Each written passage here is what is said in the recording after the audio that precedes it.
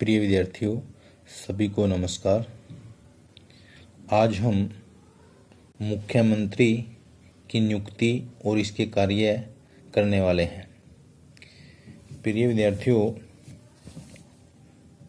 सबसे पहले हम मुख्यमंत्री की नियुक्ति कैसे होती है इस बात को जान लें। संविधान के अनुच्छेद 164 के अनुसार मुख्यमंत्री की नियुक्ति राज्यपाल द्वारा की जाती है, परंतु राज्यपाल मुख्यमंत्री की नियुक्ति करने में स्वतंत्र नहीं है।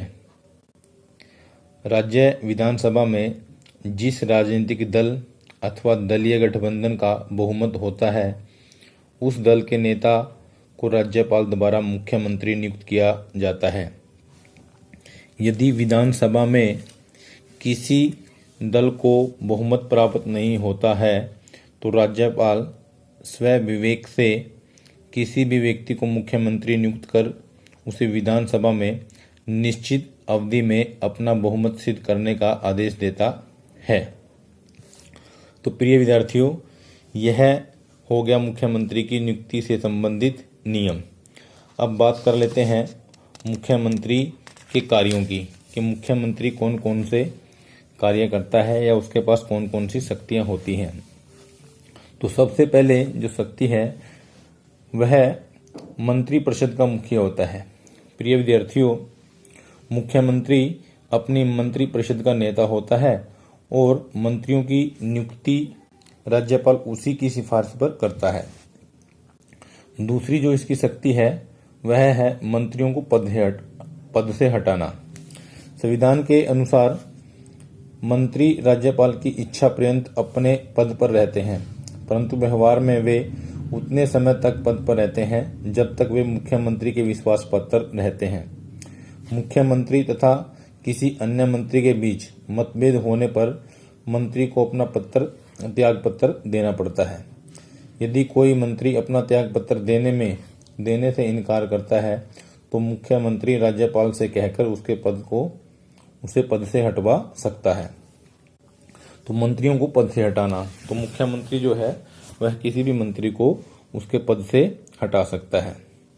तीसरा जो इसकी शक्ति है वह है विभागों का बंटवारा। मुख्यमंत्री ही मंत्री परिषद के सदस्यों में विभागों का बंटवारा करता है। इस काम में कई बार मुख्यमंत्री को कठिनाई का सामना करना पड़ता है, क्योंकि एक ही समय में कई मंत्री एक ही विभाग को लेना चाहते हैं, यद्यपि अंतिम रूप में होता वही है जो मुख्यमंत्री चाहता है। यानी मुख्यमंत्री जिसको चाहे कोई भी विभाग दे सकता है। राज्यपाल का मुख्य सलाहकार, जो मुख्यमंत्री होता है वह राज्यपाल का मुख्य सलाहकार होता है।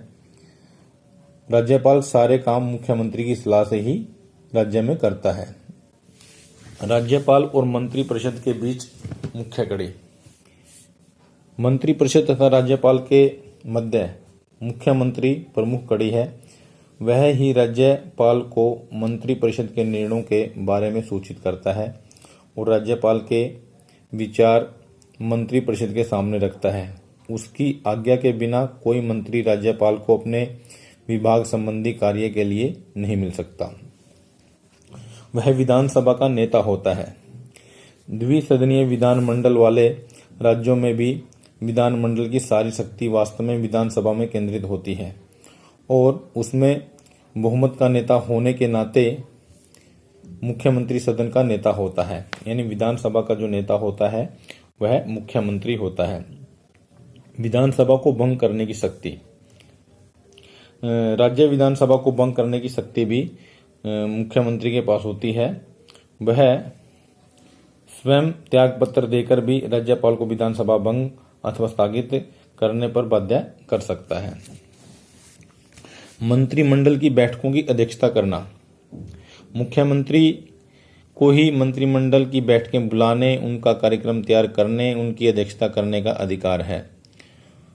मंत्रिमंडल की बैठकों में निर्णय भी प्राय उसी की इच्छा अनुसार होते हैं।